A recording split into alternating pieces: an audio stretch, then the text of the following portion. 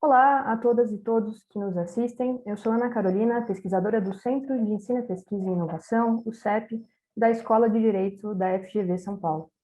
Essa entrevista faz parte de uma série que estamos realizando com especialistas de países da América Latina sobre o debate regulatório em torno do trabalho em plataformas digitais. Essas entrevistas integram o projeto Gig Economy e Futuro do Trabalho, desenvolvido pelo CEP em parceria com o iFood. Para saber mais sobre o projeto e nossas publicações, confira a descrição do vídeo. O nosso entrevistado de hoje é o professor Carlos Augusto Chacón Monsalve. Ele é advogado, graduado pela Universidade Autônoma de Bucaramanga, mestre em Segurança Nacional e Defesa pela Escola Superior de Guerra e mestre em Estudos Políticos e Internacionais pela Universidade del Rosario. É diretor acadêmico do Instituto de Ciência Política Hernán Echevarría Olózaga, o ICP, diretor do projeto Observatório Legislativo ICP Konrad Adenauer, da Colômbia, e coordenador de estratégia e segurança do ICP Policy Lab, do ICP Policy Lab. Foi também consultor internacional do BID entre 2011 e 2017. A partir de agora, daremos a sequência a essa entrevista em espanhol. Hola, profesor Carlos. Me gustaría agradecerle por haber aceptado nuestra invitación y decirle que es un gusto poder hablar con vos sobre este tema. ¿Quieres presentarse? Ana Carolina, muchas gracias y estamos muy contentos de tener la oportunidad de colaborar en tan importante investigación que ustedes están haciendo, no solamente para Brasil, sino para la región. Bueno, vamos entonces a empezar nuestras preguntas. Bueno, profesor, el debate sobre la economía de la cancha o bajo demanda es amplio e involucra varios tipos de plataformas digitales, modelos de negocio y actividades económicas. En su percepción, ¿cuáles son los principales focos de debate sobre la economía bajo demanda de las aplicaciones digitales en su país?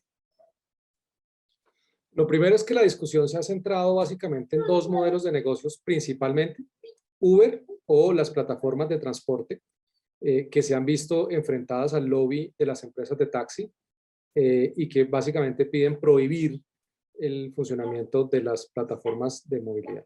Y el segundo son las plataformas de delivery, de entregas como Rappi, que son, digamos, muy famosas en Colombia, y la discusión se ha centrado en los temas sociolaborales, especialmente en la protección social, ¿sí? Ese ha sido tal vez el principal punto, con lo que uno podría encontrar en el debate del Congreso dos posiciones distintas.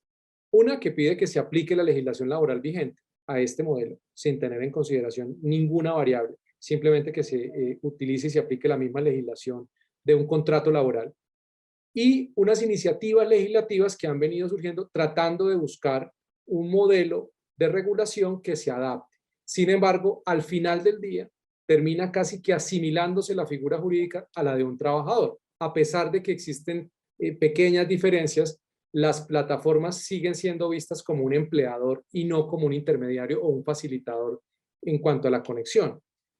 Claro, el debate también desde la academia ha estado muy marcado por un sesgo que tiende a partir de la posición de que trabajar a través de una plataforma o prestar un servicio a través de una plataforma por sí es poco digno o hay unas condiciones de trabajo poco digno o de un mal trabajo, ¿sí? de un trabajo en unas condiciones desfavorables para el trabajador. Entonces, todos estos elementos han estado en el debate público, lo que no ha permitido que se adopte una legislación integral que entienda cómo funcionan los modelos de negocio, estos modelos de negocio. Uno de los temas importantes aquí es que no se ha concebido muy bien la figura tanto de la plataforma o del papel que presta la plataforma, como de quienes se conectan para prestar un servicio cualquiera, como de quienes usan la plataforma para requerir ese servicio, ¿sí? De alguna forma el debate se ha centrado en que todo el que se conecta a una plataforma es un trabajador, ya sea que se le quiera llamar independiente, autónomo o empleado de la plataforma, pero no como un usuario, que es lo que las plataformas alegan, que ellos son unos usuarios porque se conectan y se desconectan en cualquier momento al servicio, o socios, como es el caso, por ejemplo, de Uber. Y claro, la complejidad de lo que ha venido surgiendo en torno a las plataformas va mucho más rápido que la posibilidad de aprobar una legislación. Por ejemplo, Rappi tiene un modelo que ya no es solamente el que entrega al domicilio, sino también el que está en el punto de venta. Tenemos a dos personas involucradas en el proceso. Una persona que está permanentemente en el punto de venta y otro que se conecta, recoge el domicilio y lo lleva y lo entrega. Ese tipo de relaciones es lo que, insisto, no se ha logrado establecer o regular de forma eficiente. A lo largo de nuestra investigación, percibimos que no hay consenso en torno a la naturaleza de la relación entre plataformas y trabajadores, como bien ha dicho, expresamente respecto a ciertos conceptos, como si son asalariados, autónomos, independientes, etc. Esta discusión no solo tiene un valor simbólico de reconocimiento, sino que es sobre todo una forma jurídica de atraer un régimen de derechos y deberes en la relación laboral.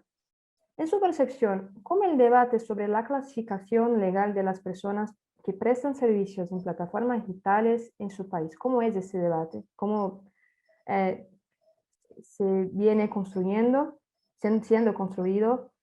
¿Y qué derechos cree que se otorgan a estas personas y qué derechos aún faltan? Colombia tiene unos problemas, digamos, estructurales en materia de rigideces del mercado laboral. ¿Sí? Esto es importante ponerlo en contexto para entender cómo ha aterrizado el debate.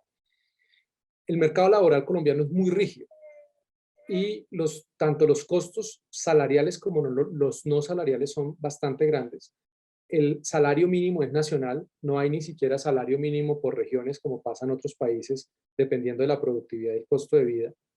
Eso hace que Colombia tenga unas altas tasas de informalidad. Las plataformas han permitido que muchas de esas personas, independientes o informales, encuentren en las plataformas una fuente de ingresos. ¿Sí? Otras personas que no necesariamente están desempleadas o son independientes, sino que tienen contratos y en su tiempo libre se conectan a las plataformas, tienen una fuente de ingresos adicionales. ¿Sí? Otros, como por ejemplo el caso de los estudiantes, que en tiempos de receso usan las plataformas para tener una fuente de ingresos. Digamos, el principal tema de debate que se ha perdido de vista es la rigidez del mercado laboral colombiano. Es un mercado muy rígido, es poco flexible. El salario mínimo, los costos salariales y los no salariales, es decir, lo que terminan pagando las empresas por tener un trabajador, que no es lo que necesariamente el trabajador recibe. Eso hace que Colombia tenga una informalidad muy alta y muchas personas han encontrado en las plataformas una fuente de ingresos. ¿Sí? Efectivamente, como lo señalábamos al principio, hay quienes pretenden simplemente decir que ahí ya hay una relación laboral y por lo tanto quien usa una plataforma es un trabajador. Pero incluso dentro de los mismos usuarios de las plataformas, muchos de ellos no se reconocen como tal o no les interesa que hayan cotizaciones, que incluso uno de los estudios que ustedes citan en el documento que están elaborando así lo reconoce. En el caso de Cali, por ejemplo, ellos no ven la necesidad, porque hay distintas categorías de personas que utilizan este servicio, quienes efectivamente lo hacen como una fuente de ingresos primaria o principal, quienes es una fuente de ingresos adicional que lo hace luego de su jornada laboral o los fines de semana o los estudiantes que, por ejemplo, lo hacen en vacaciones, ¿sí? O que usan simplemente la plataforma y aprovechan cuando van para su universidad, en el caso, por ejemplo, de las plataformas de movilidad. Entonces, no hay información exacta sobre ese tipo de relaciones, no hay la caracterización y creo que más adelante vamos a hablar de eso, pero lo que se debería tener antes de tener esta legislación es esa caracterización y eso no se ha hecho. Entonces, pretender que todo el que se conecta a una plataforma digital para prestar un servicio y tener una fuente de ingreso, sea principal o sea secundaria, tratarlo como trabajador, pues le hace muy pobre el debate frente a esto. Lo cierto es que los países latinoamericanos, y me imagino ustedes lo tienen identificado, tenemos una muy poca flexibilidad en materia laboral, en acuerdos voluntarios, ¿sí? Porque aquí también lo que está en el debate jurídico es que no hay un contrato laboral, no hay una subordinación permanente. Las calificaciones por estrellas o por índice de satisfacción no terminan, en todo caso, pareciéndose totalmente a una calificación de desempeño de un trabajador. ¿sí? Entre otras cosas porque cuando las personas califican el servicio no solamente están calificando al domiciliario, por ejemplo, están también calificando la calidad del producto o están calificando la calidad de quien compró las cosas en el supermercado, que es lo que pasa con Rappi. Entonces, pretender que una calificación de 3 o 5 estrellas constituye una calificación de desempeño similar en un contrato de trabajo, pues eso no se acerca a la realidad.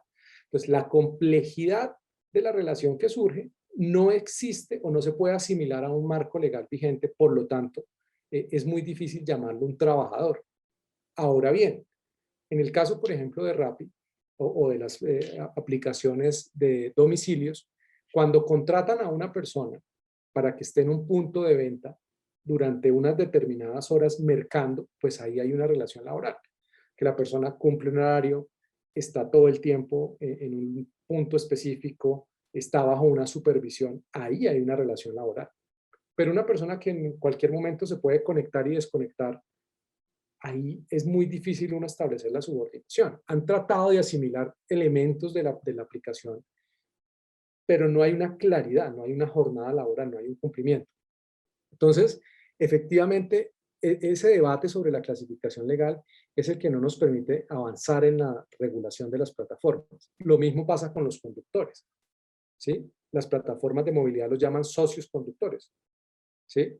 Pero ellos realmente no son empleados de una plataforma, ¿sí? Claro, hay otros elementos, como es el caso de los seguros de riesgo, que es lo que se ha tratado de regular en Colombia, el riesgo que deberían tener, de cubrir los seguros y los riesgos que cubre tanto el conductor como el que se moviliza a través de esa plataforma. Pero insisto nuevamente, es una tendencia sobreregulatoria que existe en nuestros países de no entender también un elemento fundamental que son los acuerdos voluntarios. Es decir, si un privado decide llevarme, yo asumo ese riesgo, porque el Estado debe imponerle a un tercero, como es la plataforma, que facilita esa conexión de intereses, ¿por qué la plataforma debe pagar y cubrir ese riesgo? ¿Sí? Las preguntas también son en una línea mucho más amplia. Entonces, ahí hay distintos escenarios que analizar. El debate es tan complejo, pero puntualmente en el vínculo laboral es, si existe un vínculo laboral, tiene que estar determinado es por la característica del servicio que se presta, ¿sí? No solamente porque se conecte a la plataforma. Entonces, personas que se conectan 1 hora o 2 horas. Pero además lo más complejo de todo esto es cómo determinar una relación laboral cuando una persona está conectada a multiplataformas.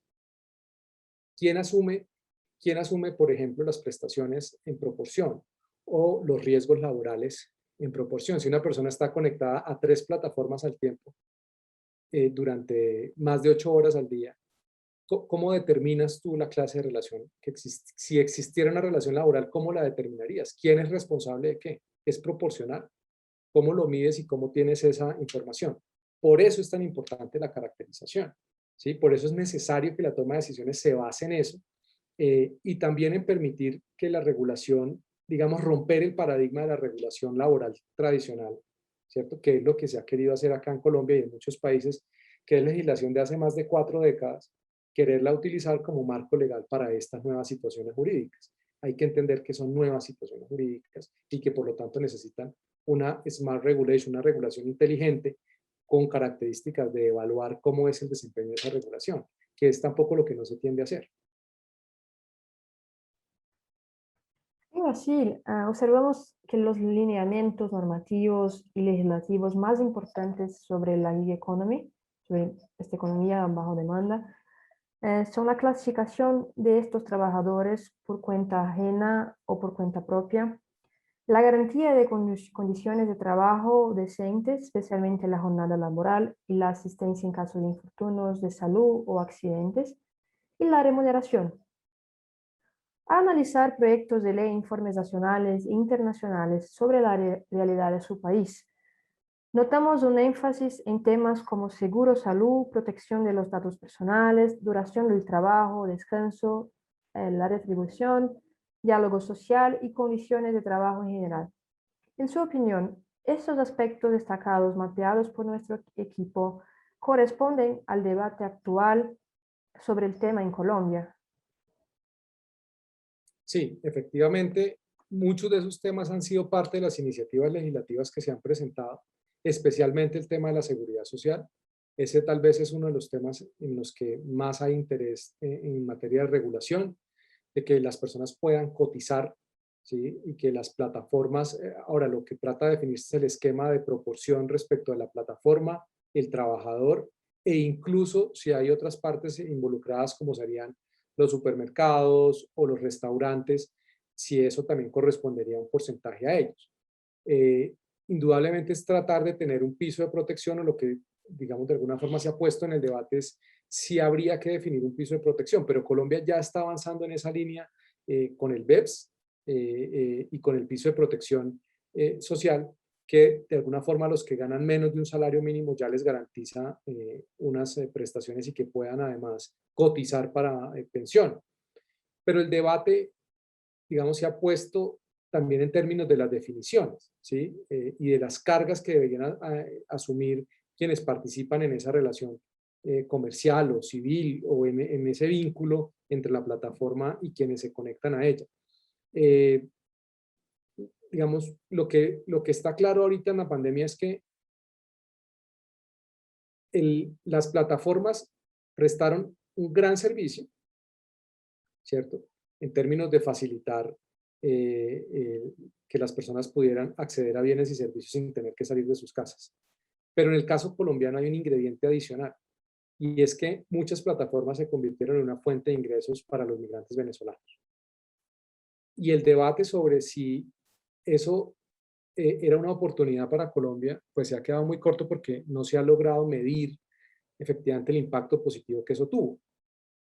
Porque, insisto, el debate se ha llevado más en términos de que el trabajo a través de plataformas es indigno o no cumple con unos estándares mínimos que debería, en la posición de algunos, cumplirse para que sea decente, ¿sí? Es decir, dicen, un trabajo en una plataforma no es un trabajo decente porque no tiene todas las prestaciones sociales. El tema es que las plataformas son una fuente de ingreso. Por eso el debate es tan complicado. Entonces, algunos proyectos de ley en lo que se están orientando es a decir, con que haya una base de cotización para todos aquellos que a través de la plataforma no logran un ingreso mínimo, un salario mínimo, que la plataforma haga un aporte y si son varias plataformas, se dividan esas plataformas. El problema es que ese tipo de proyectos de ley aún no ha dado curso. No están, digamos, están en el trámite en el Congreso.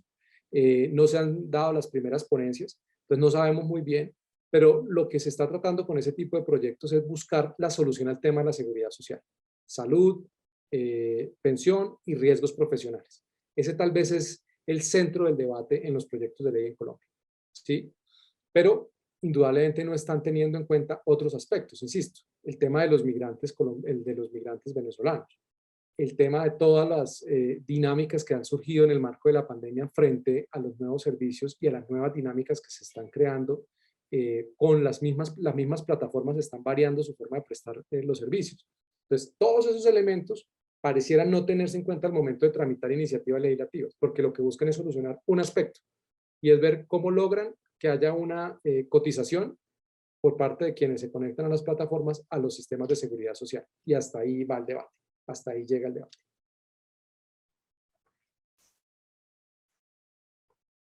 En su percepción y de acuerdo con los estudios del Observatorio de ICP, ¿cuáles son las posibilidades de una regulación de la economía bajo demanda en el corto plazo, 2020, 2021 y 2022 en su país?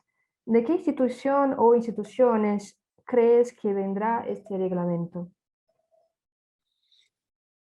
De acuerdo al Plan Nacional de Desarrollo, el gobierno colombiano tenía que hacer o tiene que hacer una caracterización de las plataformas digitales y los mecanismos las nuevas relaciones que surgen de la utilización de esas plataformas digitales. ¿Sí? Tanto el modelo de negocio como de las personas que se conectan, de la clase de relaciones que se generan, etc. Eso no se ha hecho y eso debería ser parte del liderazgo que el gobierno tendría que asumir. En el Congreso, como lo señalaba al inicio de la conversación, se han presentado distintos proyectos de ley, unos más radicales que otros, unos que pretenden usar la legislación vigente y simplemente aplicarla porque para ellos es un modelo de negocio como cualquier otro y así debería funcionar. Otros proyectos que están tratando de hacer un mix como es el que quiere crear la categoría de trabajadores autónomos para que coticen, como lo acabamos de mencionar, tengan esa protección social, pero que en el resto de temas tengan y se entienda una mayor libertad, aunque al final del día ese tipo de relaciones va a terminar creando a la fuerza un contrato laboral, que ese es el gran riesgo también que se genera. Y por lo tanto, pues se va a desincentivar el uso de las plataformas. O al menos este modelo de negocio que está permitiendo unas fuentes de ingresos muy importantes. Claramente quien debería asumir el liderazgo es el gobierno nacional, porque el gran riesgo que se corre en Colombia, como el que se está, como lo hemos visto en la mayoría de los países de América Latina o de Europa, como es el caso de España, el Reino Unido o incluso en Estados Unidos, es que terminen siendo decisiones tomadas por los tribunales, ¿sí? Y claramente al permitir, al no legislar, al no tener una regulación inteligente frente a estos temas, a lo que se está llevando es que los tribunales juzguen estas relaciones a partir de la legislación vigente, porque es que los tribunales no pueden sacar nueva legislación. E insisto, pues el peor riesgo es que utilizando la legislación vigente, eh, resuelven un caso o un conflicto en el marco de las plataformas digitales de la gig economy, utilizando una legislación de hace 4 décadas. Y el problema es que esas decisiones están sentando precedente para otros países, ¿sí? Y ya lo estamos viendo en los debates, por ejemplo, en Colombia, se citan la jurisprudencia argentina, la jurisprudencia española, diciendo que ya los jueces sentaron esa posición y que por lo tanto quienes se conectan a una plataforma para prestar un servicio son trabajadores. Eso es muy, eso, digamos, primero no es cierto, porque ese precedente es precisamente porque no había una regulación, no había una legislación acorde a las nuevas realidades de la gig economy o de la economía colaborativa o de la economía digital. Y lo segundo es que, de alguna forma, esas decisiones se han tomado a partir de casos muy específicos de no de todo el universo de lo que implica la gig economy, sino de unas relaciones muy puntuales o de unos casos muy particulares.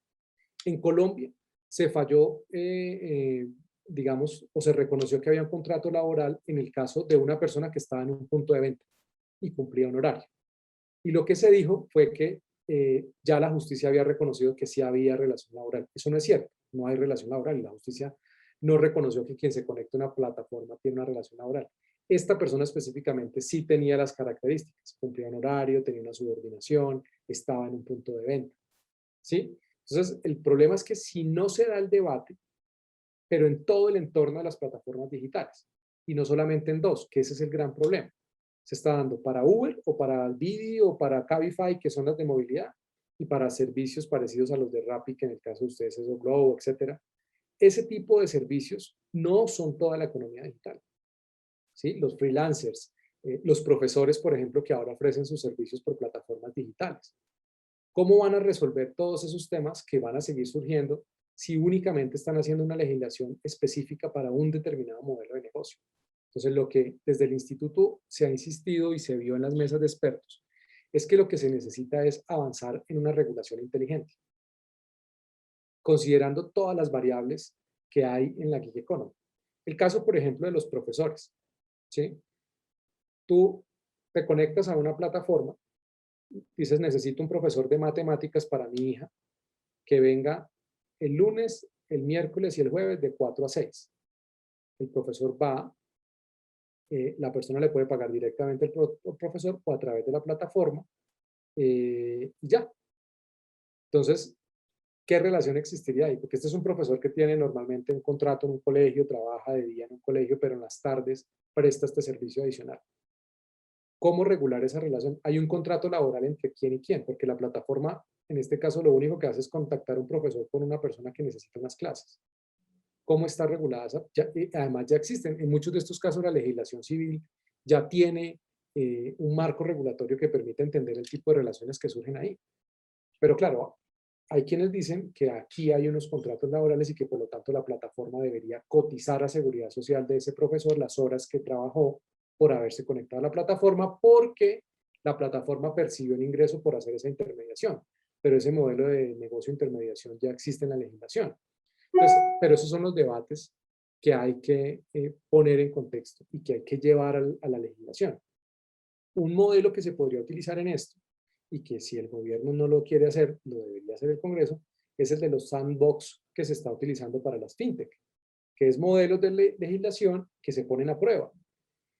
Porque, insisto, ¿Por qué mencionaba hace un rato lo de los migrantes y lo de la pandemia? Imagínate tú donde meses antes de la pandemia se hubiera adoptado una legislación restrictiva de los modelos de negocio de delivery por plataforma digital y se hubiera obligado a reconocerlos como contratos laborales o como trabajadores, dependientes o independientes, pero sobre los cuales las plataformas tenían que cubrir con todas las obligaciones de un trabajador tradicional. Claramente tendrían que haber bajado la cantidad de personas que permitían que se conectaran porque tendrían que establecer contratos laborales con cada uno de ellos. ¿Sí? Entonces, imagínate en el contexto también de los migrantes venezolanos. Eso claramente va a sacar a un montón de gente nuevamente a la informalidad. Entonces, el debate está en eso. Y el debate, insisto, que lo hemos mencionado no solamente con plataformas, sino en el tema del sector rural, que también estamos promoviendo varios debates en esa línea, es el gran debate en Colombia es el del salario mínimo y el de las rigideces del mercado laboral. Entonces, el tema de las plataformas debe servir para liderar un gran debate frente al mercado laboral, entendiendo que este es un segmento muy importante de ese debate y que no se puede regir por marcos tradicionales y que entender las características de esas personas que se conectan a una plataforma y que superar los falsos dilemas frente a que si el trabajo es decente o no es decente, ¿sí? Y que si incluso si eso constituye un trabajo en términos de una subordinación, esos son los debates que primero hay que resolver antes de pretender regular. Pero aquí parece que como son temas, digamos, marcados más por unos sesgos ideológicos que por la practicidad y por la realidad, pretenden con la legislación crear realidad, cuando es la realidad la que nos está imponiendo lo que debería ser el derrotero de la legislación. Profesor, acerca de esta propuesta de un sandbox, ¿cuál sería el órgano por detrás de una iniciativa como esa en Colombia? Porque acá en Brasil tenemos algunos ejemplos de sandbox, pero siempre hay un órgano como el Banco Central o la Comisión de Valores Mobiliarios por detrás de ello. ¿Hay una institución, un órgano en Colombia que podría estar por detrás de una iniciativa como esta? ¿O había de ser creada una institución, una autoridad para esta finalidad específica? Pues podría ser perfectamente el Ministerio de Comercio, Industria y Turismo, que debería hacerlo. Además, porque entre otras razones también, y no lo hemos conversado, el tema de Airbnb o de las plataformas de servicio de turismo, también es necesario que se incluya en este debate, que además acaban de aprobar, el año pasado aprobaron un proyecto de ley que pone a las plataformas de turístico como operadores turísticos y deben cumplir casi con los mismos requisitos que un hotel. Imagínate una persona que alquila una habitación en su domicilio cumpliendo con toda la regulación medioambiental, digamos, de salidas de emergencia, todo lo que le piden a un hotel, pidiéndoselo a una persona que alquila una habitación.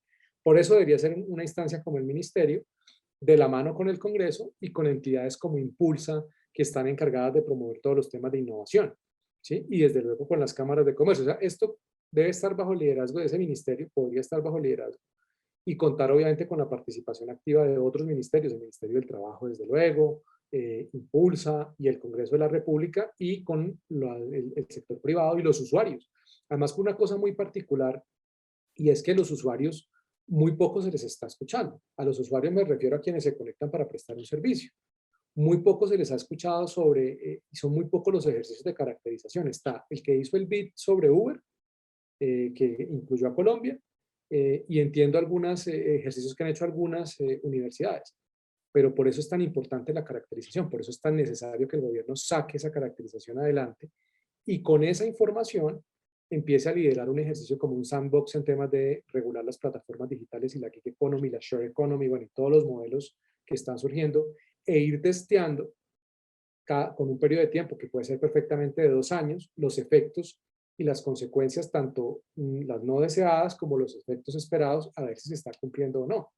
Porque el tema de fondo, Ana, es que también qué va a causar una legislación de esta, va a acabar con ese modelo de negocio, va a sacar a mucha más gente que está teniendo una fuente de ingreso, la va a sacar nuevamente a la informalidad, es decir, aumentar las tasas de desempleo que en Colombia ya son bastante altas, incluso antes de la pandemia, ¿sí? Pues claramente debería ser el gobierno nacional el que asuma el liderazgo de una iniciativa de esta naturaleza.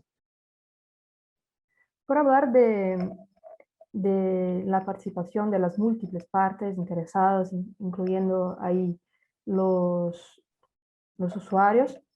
eh, por usuarios, no solamente los clientes, pero también los trabajadores cadastrados en las plataformas. ¿Qué me dice acerca de la organización de estas personas? ¿Están organizadas en gremiaciones?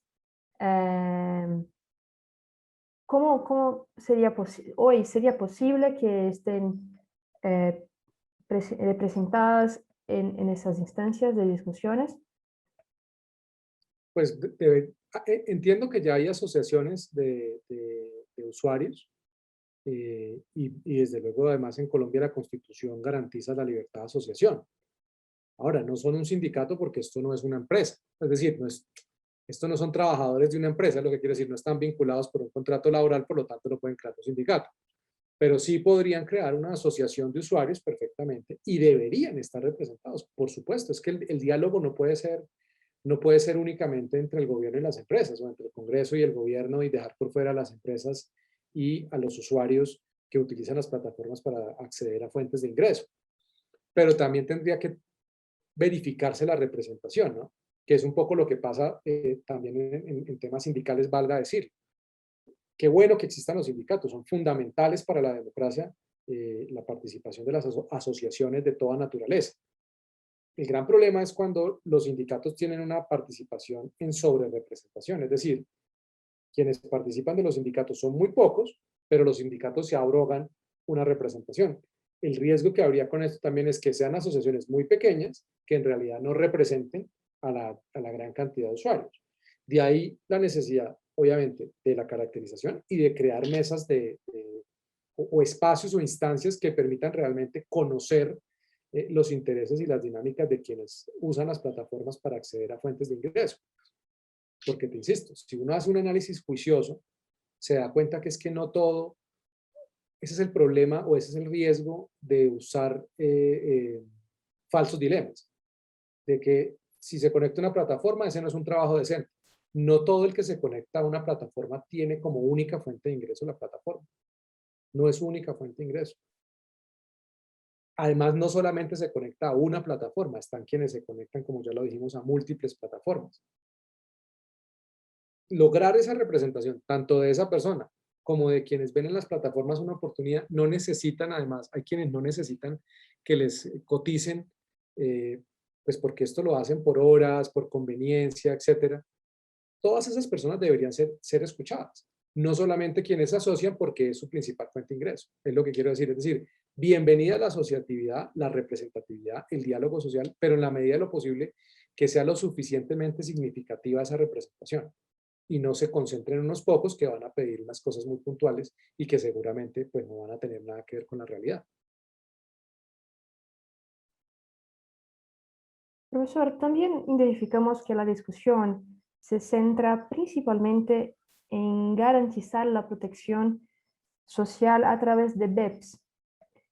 ¿Cómo se ve la protección de los trabajadores a través de BEPS? ¿Puede explicarnos qué sería el BEPS, cómo opera y bueno, cuáles son sus objetivos? La idea del gobierno es proteger a las personas que tienen un ingreso inferior al salario mínimo. Está el BEPS, lo que permite es garantizar sobre la seguridad social de los trabajadores independientes que utilizan, en el caso de las plataformas, como único fuente de ingresos y dependen enteramente de esas ganancias y beneficios. Es un aporte voluntario y el gobierno completa ese aporte voluntario para que las personas, pues a la larga, tengan la protección social, especialmente en términos de pensión. Pero además también está el piso de protección social que se aprobó en el marco, el año pasado, en el marco de la pandemia, para cubrir a quienes tienen unos ingresos inferiores al salario mínimo, pues tengan un piso de protección social que va mucho más allá únicamente de los temas de pensión. Entonces, son mecanismos que ya existen, son aportes voluntarios. El problema de esto es esos aportes voluntarios que también los podrían hacer incluso las plataformas, ¿sí? Que sería, podría pensarse en ese mecanismo que de alguna forma ayude a que quienes tienen ingresos por debajo del salario mínimo reciban esos aportes y el gobierno completa y tienen un marco de protección. El problema de esto es, insisto, la información.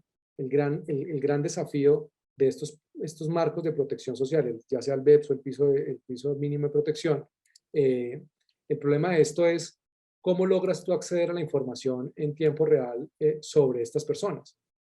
El proyecto de ley uno de los proyectos de ley que cursan en el Congreso, precisamente lo que trata es que las plataformas pongan toda esa información sobre los usuarios para que el sistema sepa a prorrata qué le corresponde a cada plataforma. Pero eso es muy difícil, porque de todas formas es tratar de tener una información en tiempo real, insisto, que le permita al sistema saber qué le cobra a cada quien y hasta qué punto ya le corresponde al gobierno cubrir lo que falta, o si efectivamente ya esa persona llegó al salario mínimo. El gran desafío va a estar en las planillas que se llenan de seguridad social, que llenan los independientes o los trabajadores independientes que hacen para garantizarse su seguridad social, tanto en salud como en pensión y en riesgos profesionales, en riesgos laborales. Entonces, ese es el desafío, tener la información acertada. Porque piensa en una persona que un mes sí logra pasar el salario mínimo de sus ingresos por la plataforma, ¿cierto? Y al siguiente mes no, por una pequeña cantidad. Y al siguiente mes sí, o 3 meses sí, y luego 2 meses no.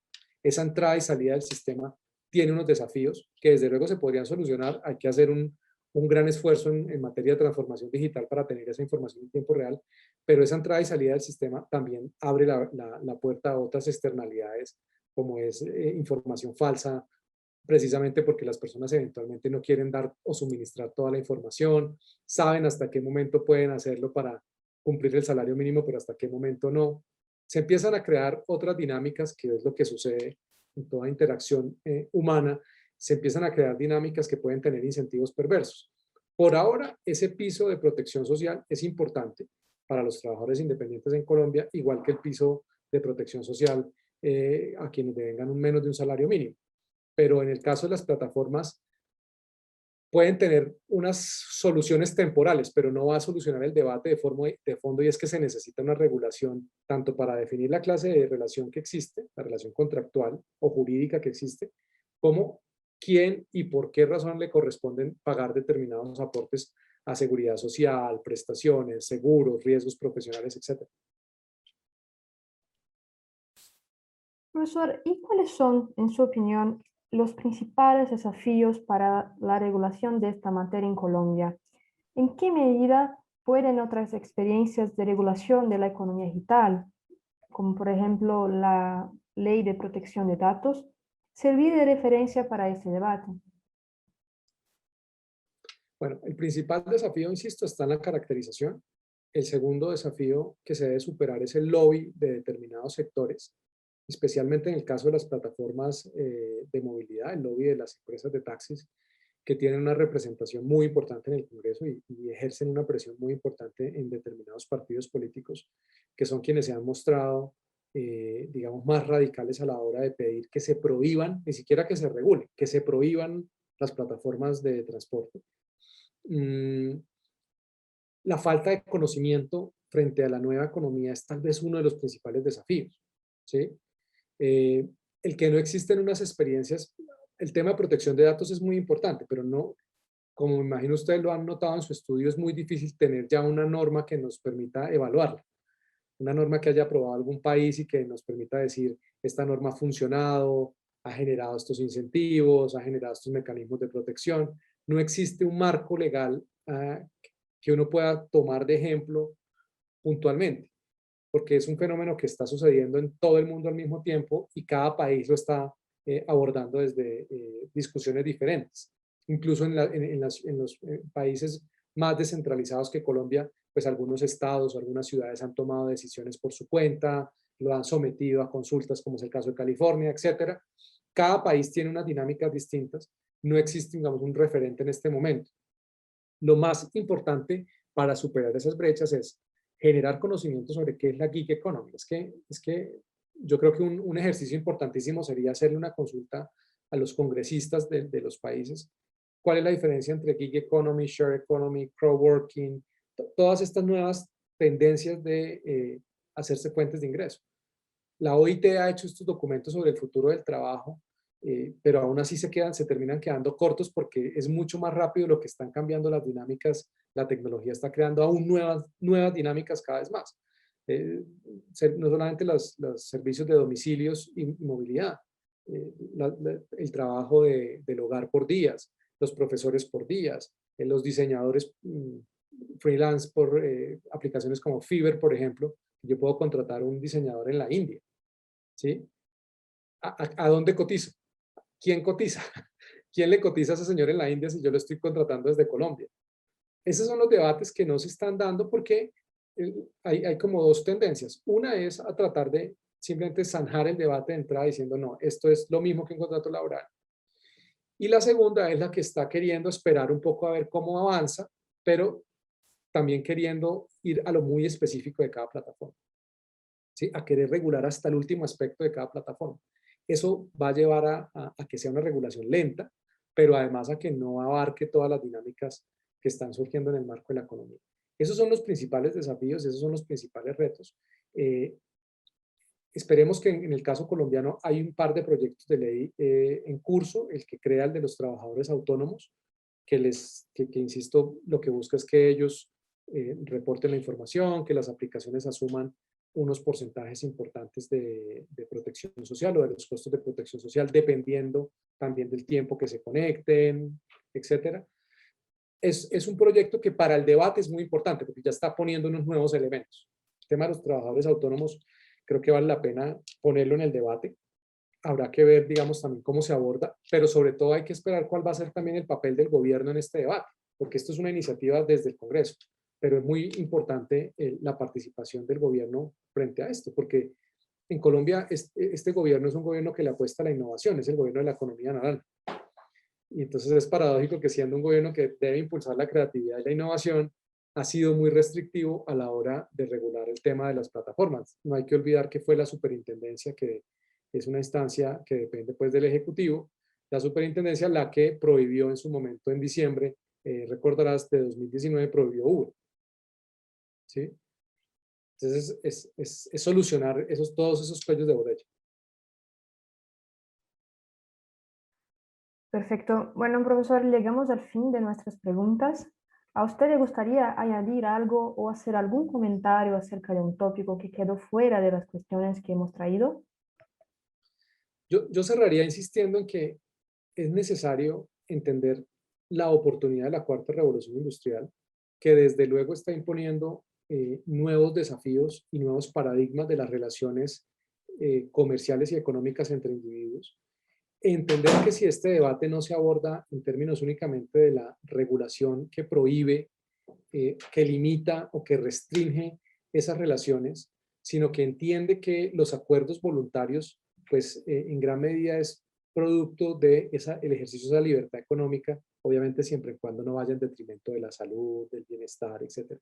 Pero que esos acuerdos voluntarios se permitan, es romper ese paradigma y romper también esos falsos dilemas de partir de que una plataforma no es trabajo decente, que es el gran abordaje que se está haciendo desde la academia especialmente, que arrancan las hipótesis de investigaciones que esto no es trabajo decente, es que esto es un trabajo que está queriendo informalizar a todo el mundo, cuando los datos y la evidencia pues no demuestran eso.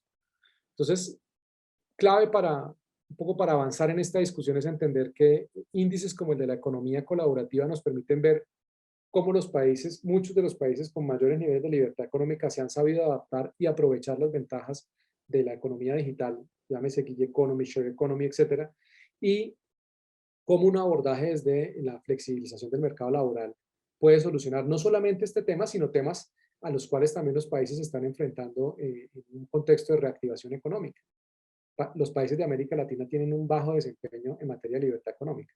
Y uno de los criterios es precisamente las rigideces y la poca flexibilidad del mercado laboral y la protección de los derechos de propiedad privada. Y ese es un elemento adicional que debería estar en el debate y que no está. Porque al prohibirse las plataformas digitales y al prohibirse el uso de bienes privados usándolos a través de plataformas digitales, se están violando los derechos de propiedad privada. ¿sí? Y ese es un tema que no se está poniendo en el debate y que debería ponerse en el debate. ¿Hasta dónde los derechos de propiedad privada, tanto intelectual como física, se están violando al no permitir que una persona disponga de sus bienes? Como es el caso de las aplicaciones, no solamente de transporte, sino las de turismo como Airbnb. ¿Hasta dónde una legislación va a prohibir o va a regular que una persona voluntariamente ofrezca una parte de su propiedad privada, como puede ser una habitación o una casa completa, al servicio de otro, si el acuerdo es voluntario y si el acuerdo no tiene nada ilegal? Si qué sé yo, no hay una actividad ilícita como lavado de activos, etcétera, la legislación no tendría por qué entrar a crear nuevos modelos para proteger a determinados sectores, ¿sí? Porque básicamente también es eso, es cómo superamos ese proteccionismo y ese afán proteccionista de proteger a los taxistas, de proteger a los hoteles y obviamente perjudicar estos nuevos modelos de negocio que se dan en el marco de la economía digital. Entonces, claramente, esa es la tarea que deberían estar haciendo los congresos, superando todas esas falencias y haciendo unas apuestas por metodologías como los sandbox o las regulaciones, las smart regulation, que permitan ir a la vanguardia y evaluar periódicamente el efecto y el impacto que pueden tener estas legislaciones, que es algo que nuestros países muy poco hacen y que vale la pena que se adopte. Profesor, muchas gracias por la entrevista y por haber compartido su conocimiento e informaciones acerca de este debate tan importante desde la perspectiva de su país, Colombia. Fue un gusto hablar con usted. Muchas gracias, Ana Carolina, a ustedes por la invitación y esperamos que el estudio tan importante que ustedes están realizando nos permita tener insumos para en nuestros países promover estas legislaciones y estos abordajes sobre un fenómeno pues, que es nuevo para todo el mundo y que necesitamos es eso, precisamente datos, experiencia y evidencia que nos permita tomar mejores decisiones. Así también pensamos.